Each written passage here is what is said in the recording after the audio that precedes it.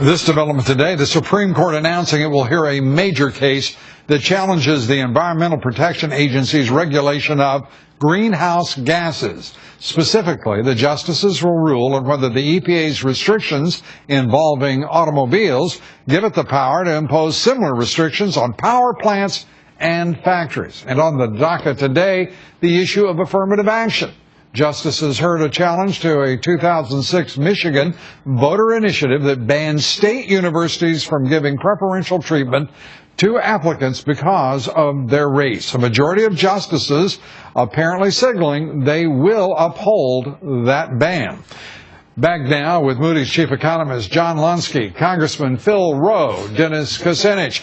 Dennis, back to you. Let's start with Harry Reid saying that, quote, we're on the eve of financial destruction. Nancy Pelosi echoing his concerns. Pure politics and posturing? Well, the implications of default are pretty serious here, but I will say something. So much of this narrative is about, and not just this show, but everywhere, who's going to win, Democrats or Republicans. Look, the American people are losing. Whoa, Dennis, I'm sorry.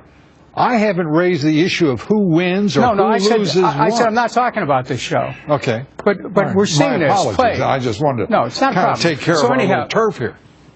Got it. Anyhow, this is about whether the American people are going to win. And what's happening is that we're seeing the two-party system crack up here over an inability to do what the American people send them to do, and that is make a deal. I mean, why should it be so tough to make a deal?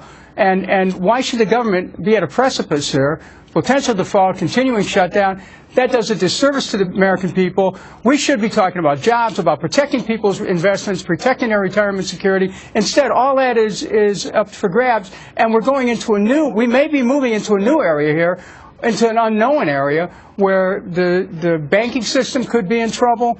The Fed gets more power, as the fellow from Moody's said earlier. The president gets more power. The Congress, directly elected, is weaker as a result of this. We're moving into territory that's uncharted, and I hope that my friends in the House of Representatives on both sides of the aisle will step back from the brink and think about America first. Let's go to Congressman Phil Rowe and get your assessment. The idea that leadership has been wanting in Washington is not a blinding flash, that has just arrived before us. What are your thoughts?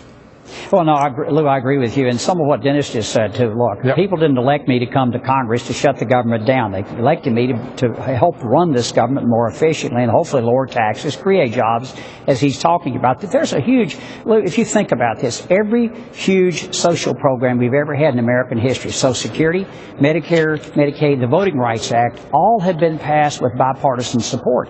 This Obamacare bill passed on a straight party line vote, and that's what's created a lot of this. Look, we think that Obamacare is going to add massively to the deficit, our structural problems going forward. And do you think, are you going to have the fight now, or are you going to not have it at all? Well, you got to fight, but right now you got the fight within your own caucus, and that's one that's going to have to be won if reason is to prevail. You're going to get the last word here, John Lonski. This remains the weakest economic recovery since the Second World War. And the last thing it needs is a loss of confidence. And I wouldn't be surprised right now, because of what's going on in Washington, consumers and businesses are becoming more fearful about the future. As a result, they're cutting back on spending, and even fewer jobs are being created.